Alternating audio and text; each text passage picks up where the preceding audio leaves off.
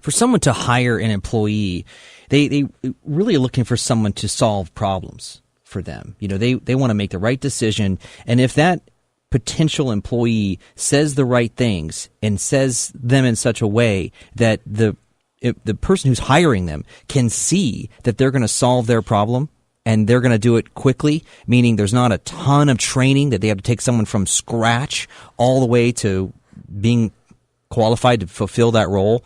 If they touch on some of those key points, maybe some of the software that they're talking about, some of the philosophies of the companies that they're trying to work for, I would imagine that employer would be just like, you're the one. It's a little harder than that, though, if you're just graduating from school. We have a trust model that we use in the workshop that's got 3 circles that Ryan will remember. And the blue circle is your competence. The red circle is your character. And the yellow circle is your ability to connect with another person. But when you graduate from college, there is no blue circle. I mean, maybe they would say an engineering degree is some competence, which I would guess it. Theoretical. Theoretical. But I heard a statistic recently that said 50% of all non-technical bachelor's degree graduates, their first job is going to be in some kind of selling. That's a pretty high percentage. Yeah. And then you look at the 4,000 colleges and universities in the United States, and only 37 of them have more than 2 courses in selling. Wow. So the colleges and universities of today are not equipping their graduates to go out and target and gain interviews and get their dream job. But back to your point, Dave, when you're just graduated from college, the one of the 3-circle trust model, your weakest one is competence because you don't have any job experience yet, which means you've got to sell on the other 2, which is your ability to connect with the interviewer emotionally and your character. So your own personal story of your own journey where you've hit some potholes and where you've had some resistance and when you've had some hard lessons to learn and what those lessons are.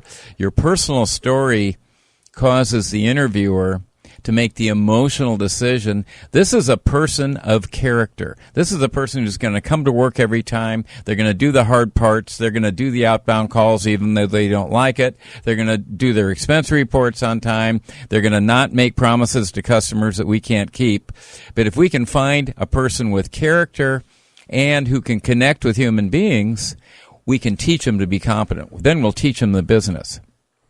Yeah, as you mentioned previously, 4 years of engineering school at UCSD and 2 years of graduate work at SDSU as engineering, not one iota of training on how to go out and get a job. And I would say that engineers are not necessarily known for their personal skills. So really I see the overlaying idea here of taking the sales training that you would normally give to somebody already in the workforce and applying it to someone to get in the workforce. Yes. If you're just tuning in, we're talking to Mike Bosworth, his website, MikeBosworthLeadership.com. That's the website, MikeBosworthLeadership.com. You can find out more about we have 2 workshops upcoming. When are they? One December 17, 18, and 19 in Solana Beach, and one January 14, 15, and 16 in Minneapolis, Minnesota in January. So if you like winter sports, that'd be the one to go to. There you go. One more time, the website, MikeBosworthLeadership.com, who's applying his Story Seekers workshop and strategy to really 2 really good categories of people: veterans, re-entering the civilian world, and young people, presumably just getting out of college and beginning to launch their careers, so to speak. And, you asked me during the break here to give you some definition of what is selling. I think people say, what does Mike Bosworth do? And he does sales training seminars. And a lot of people really get hung up on the word sales or selling because it's kind of yucky. And in my workshops, or even when I do keynotes, I'll ask the audience, how many of you, when you were growing up, had a mother that had a vision for you, her child, that when you grew up, you're going to have a career as a salesperson? And very few hands go up. And then I would ask the question, well, what adjectives would your mother use to describe salespeople? And it's sleazy, slimy, pushy, arrogant, don't listen, poor morals, and, the whole thing. It sounds like how they describe attorneys sometimes. Right. Or dad. In my case, it was dad. But anyway, so... Ryan was trained as an engineer, and in the 80s, I actually developed a reputation as being the first person who figured out how to teach an engineer how to sell, because engineers are typically not known for their sales ability. But what we're really talking about is what's the definition of selling. And when I first became a sales trainer at Xerox in 1976, the definition of selling was convincing, persuading, overcoming objections, overcoming resistance, and getting the buyer to buy by the end of our quarter so we hit our number. Yeah. That was the corporate definition. That's your mission. Those are your marching orders. Go out and convince and persuade and overcome. In the 80s, when I started training engineer sales forces, engineers hate that definition. Sure they do. And so what I had to do is I had to reframe selling into helping your customer solve a problem using your product. Engineers love solving problems. Engineers love solving problems. So if you reframe selling from convincing and persuading and overcoming to helping your customer solve a problem, now you got the engineers, now you got the financial planners, now you've got lots of left-brain people who say, oh, selling is okay. Convincing and persuading are horrible. Horrible. And Daniel Pink wrote a book called To Sell is Human, and the point he makes is that any time you're in a position where you're trying to influence another human being to do the right thing, you're in sales. To do the right thing. Yeah, to do something that's difficult and to do the right thing, you're in sales. So if you've got teenagers and you're trying to convince them to not text while they drive and put on their seatbelt and not put too many of their friends in the car, you're not there.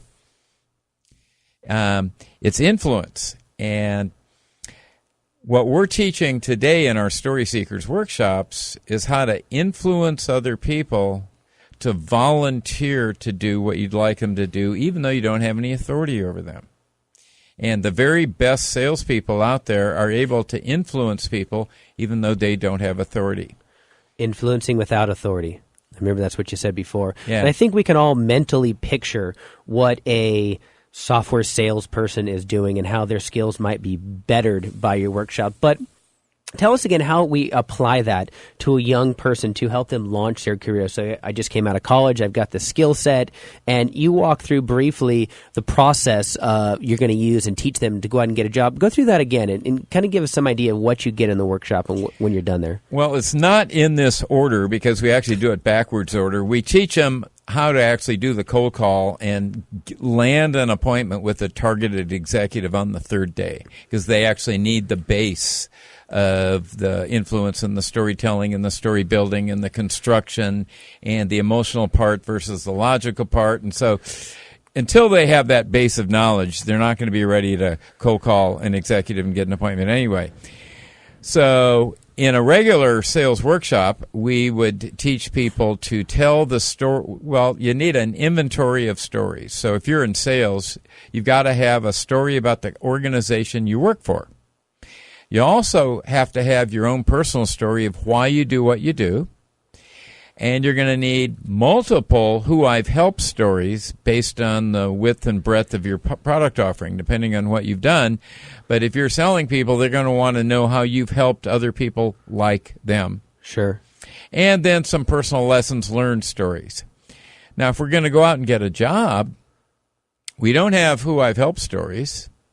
I don't have a job yet, so I can't tell a who I represent story. So in the workshop, we're going to have them, before the workshop, research 2 to 3 ideal organizations, dream organizations, where they say, God, if I could get a job, even entry level, even in the mailroom, even in the help desk, if I could get an entry level job with IBM or some company like that, target 2 or 3 of those companies and do some research on those companies about their founder and the vision of the founder and why their founder decided to go into business and how their vision might have changed over the years and some of the potholes they might have hit.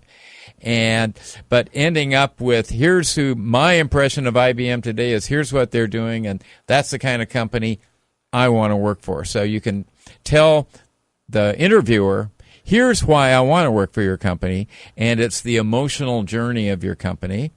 And then that red circle in the trust model, which is your character, your personal who I am story, has to lead them to the conclusion, the interviewer, that you are a person of character, that you do what you say you're going to do, and you're going to be at work on time, and you're not going to slough off, and you're going to not make promises to customers that we can't keep, and that you're going to update the reporting systems and do all the things that you're supposed to do, that you're a person of character, that you can take feedback, that you can, learn lessons, that you can overcome, adversity and things like that. Those stories take some preparation. Those are not stories that anybody should be winging. And even if I were out looking for a job as a software salesperson where I had 20 years experience selling software, I'd still need my own personal character story. Well, that's a good point you bring up, Mike, because you've written a number of books, and if you're out there and you're looking for your story, you're looking for your why, you're looking for some of these sales techniques, not necessarily the boot camp that you have coming up, you can find a lot of these answers in one of 3 of the books you've written. Which one would you recommend?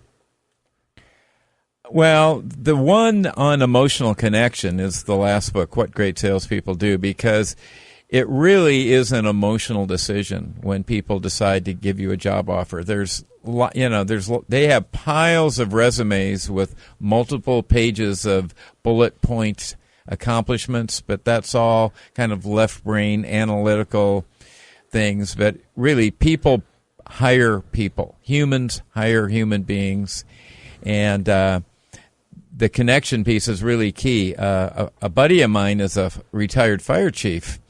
And when they interview young men who want to be firemen, there's 2 criteria. How well is this person going to get along in the firehouse with all these other people, because they have so much time where they hang out together? And can he or she cook? So well, you brought something else previously, and it was your why I want to work for company X. Which I think is really unique in my limited experience interviewing. That was never part of it. It was always generic of all the things I've done before and why I'm great, but nothing specific and targeted, the sniper approach for wanting to work for Company X. And it really does seem like a unique approach that should give you the heads up, a leap above the other people that you're competing with in terms of the job.